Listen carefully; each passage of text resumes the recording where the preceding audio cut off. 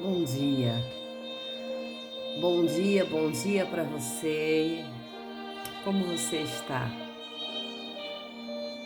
Despertou bem esta manhã? Já falou com Deus? Já falou com o Espírito Santo? Já deu liberdade ao Espírito para controlar a sua vida, controlar os seus passos, a tua trajetória, a tua caminhada?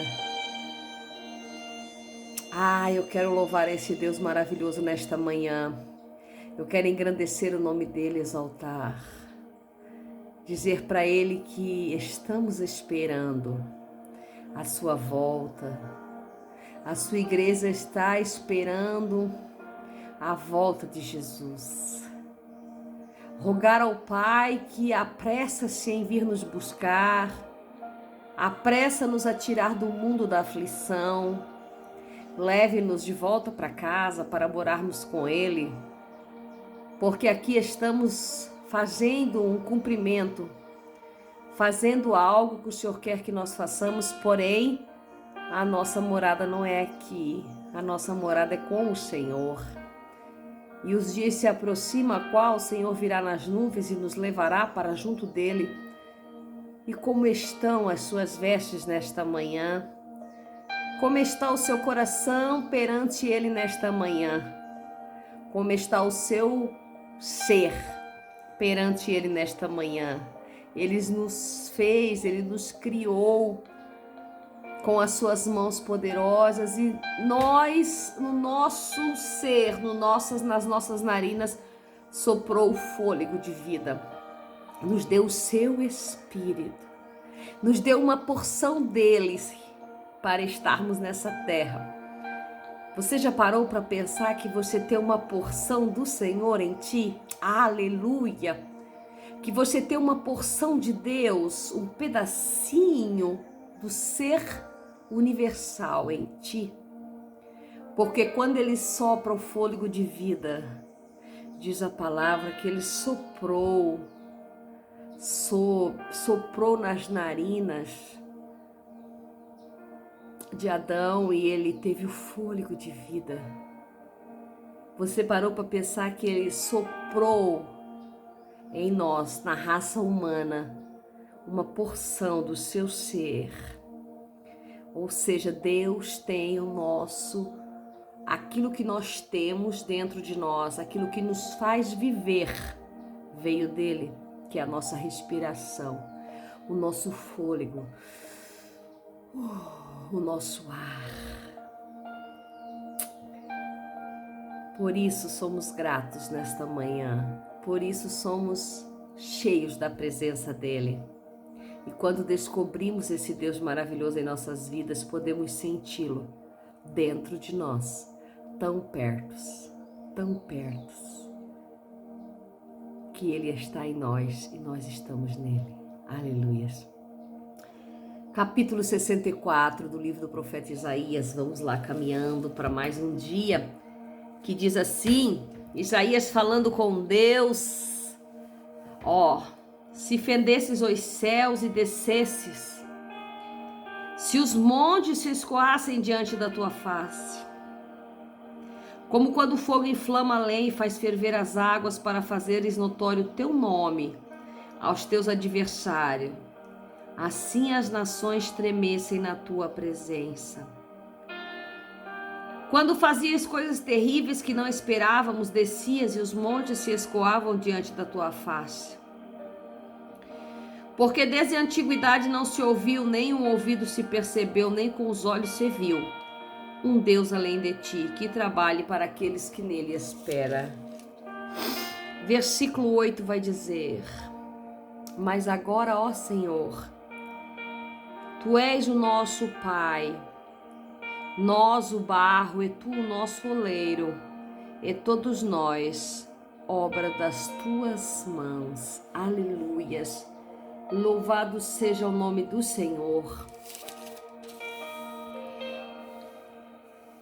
Isaías, como representante do povo de Israel nesta hora, ele roga ao Senhor para que intervenha mediante o sofrimento do seu povo. E vemos que ele diz que Ah, se o Senhor quisesse, o Senhor descia os montes, fazia tudo derreter na sua frente, fazia escoar todos os montes diante da tua face, fazia o fogo inflamar tudo, as águas ferverem, para que somente se faça notório o teu nome, ó Senhor, para que todos comecem a acreditar no teu nome, ó Deus. Isaías roga que Deus faça algo para que o povo visse quem ele era, quem era esse Deus, para que o povo tremesse diante da presença de Deus. Isaías, cansado das abominações do povo e também do sofrimento do povo. Porque uma vez que você comete muitas abominações, uma vez que você comete tantos pecados, você vive num mundo de sofrimento. E quem está de fora, quem está na presença, quem está vendo esse sofrimento, sofre ao ver você sofrer. Sofre ao ver que você está caminhando por um caminho inseguro, um caminho errôneo, um caminho sem volta. Porque o único caminho que nós devemos nos achegar é o caminho do Senhor. E aqui Isaías pega e fala a Deus. Isaías roga ao Senhor e diz: Senhor, faça-se notório, mostra quem tu és. Vem tocar em nós, vem mostrar a esse povo que eles estão esquecidos de ti. Senhor, porque quando tu fazias coisas terríveis, quando a gente não estava esperando, tu descias, os montes se escoavam diante da tua face.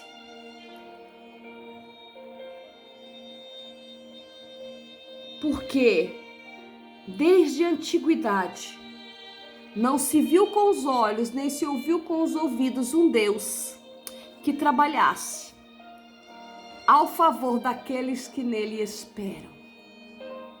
Isaías esperava um Deus. Isaías esperava esse Deus.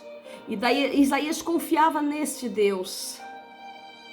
E este Deus trabalhava a favor do profeta, a favor deste povo que Isaías clamava. Veja que o profeta nos fala que desde a antiguidade, desde os tempos remotos, não tem como mudar um Deus. E esse Deus fazia tudo o que o povo precisava, porque ele era a única esperança. E o Senhor tinha promessa que ele era aquele Deus em que se espera e que se confia, porque as coisas se cumprem quando esperamos dele. Versículo 6 vai dizer, Isaías vai falando: mas todos nós somos como imundo. Somos como imundo. E toda nossa justiça como trapo de imundície. E todos nós caímos como a folha, e as nossas culpas como os ventos que nos arrebatam. Veja aqui que Isaías se coloca perante Deus como um trapo de imundície, como sujo. Um trapo de imundície é aquele pano que as mulheres usavam para reter o fluxo menstrual.